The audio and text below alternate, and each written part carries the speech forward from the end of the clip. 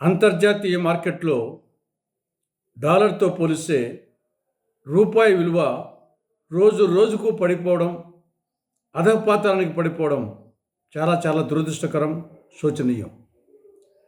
ఇంత జరుగుతూ ఉంటే మోడీ ప్రభుత్వం ఏమాత్రం పట్టించుకోకుండా నిమ్మకు నీరెత్తినట్లు రోమ్ నగరం తగలబడిపోతూ ఉంటే నీరో చక్రవర్తి పిడిల్ వాయిస్తూ కూర్చున్నట్లు ఉండడం చాలా దురదృష్టకరం. ఇదే 2014లో ఆనాడు మన్మోహన్ సింగ్ గారి ప్రభుత్వంలో అంతర్జాతీయ మార్కెట్లో డాలర్తో పోలిస్తే రూపాయి విలువ 68 రూపాయలు ఉండేది. అటువంటి పరిస్థితుల్లోనే ఇదే నరేంద్ర మోడీ గారు ఆనాడు తీవ్రంగా విమర్శించారు. యూపీఏ పాలనలో రూపాయి ఐసీయూలో ఉంది, మేము అధికారంలోకి వస్తే ఆ పరిస్థితి రానివ్వము, అంతర్జాతీయ మార్కెట్లో రూపాయి విలువ పటిష్టం చేస్తాము అని ఆ రోజు ఉత్తర కుమార్ ప్రగల్భాలు బీరాలు పలకడం జరిగింది. కానీ ఇప్పుడేమైంది? నిన్న 6వ తారీఖున ఆల్ టైమ్ రికార్డు పతనంలో $1 రూపాయి విలువ $90.70 దిగజారింది. దీని పర్యవసానంగా దిగుమతుల భారం విపరీతంగా పెరిగిపోతుంది. 85% పెట్రోలు, డీజిలు, గ్యాసు, చమురు ఉత్పత్తులు మనం దిగుమతి చేసుకుంటున్నాం. వీటి ధర అమాంతంగా పెరిగిపోతుంది రాబోయే రోజుల్లో. ఈ పెట్రోలు, డీజిల్ ధరలు పెరిగితే మిగతా వస్తువు ధరలు పెరుగుతాయి. అదేవిధంగా నూనెలు మనం ఎక్కువ దిగుమతి చేసుకుంటాం, నూనె ధరలు పెరుగుతాయి. దిగుమతి చేసుకున్న ప్రతి వస్తువు ధర పెరుగుతుంది. అదే సమయంలో విదేశాల్లో, ఎస్పెషల్లీ అమెరికాలో చదువుకుంటున్న మన విద్యార్థుల వాళ్ళ విద్యా ఖర్చు ఎక్కువైపోతుంది. కానీ తల్లిదండ్రుల మీద భారం పడుతుంది. ఇంత జరుగుతూ ఉంటే మోడీ ప్రభుత్వం నిమ్మకు నీరెత్తినట్టుంది.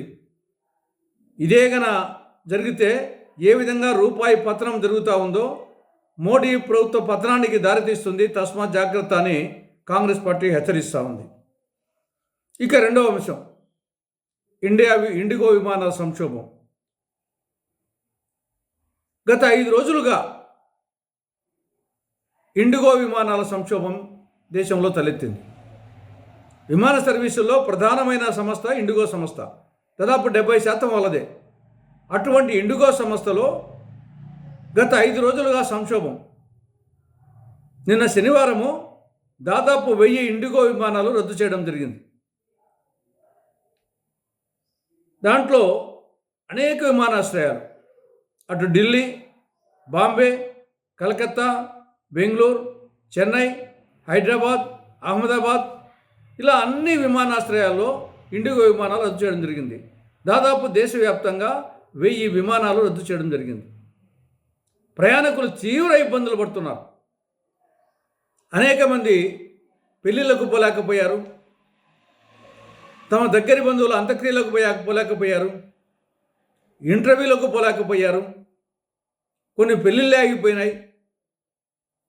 ఇంత జరుగుతూ ఉంటే 5 రోజులుగా సమస్య పరిష్కారం కాలేదు.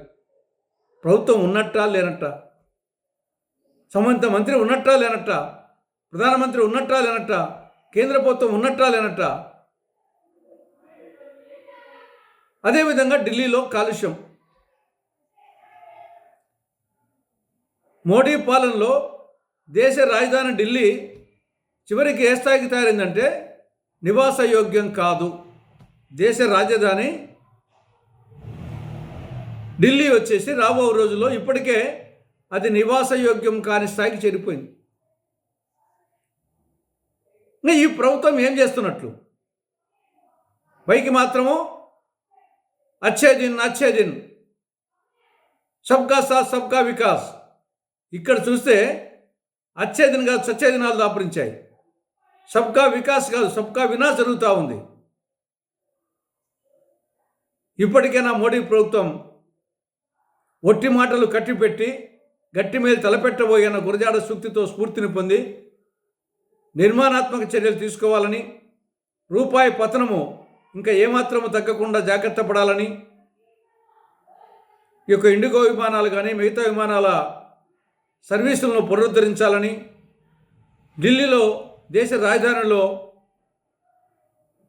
అది నివాసయోగ్యం కాకుండా పోయే పరిస్థితి దాపురించకుండా చర్యలు చేపట్టాలని కాంగ్రెస్ పార్టీ డిమాండ్ చేస్తూ ఉంది.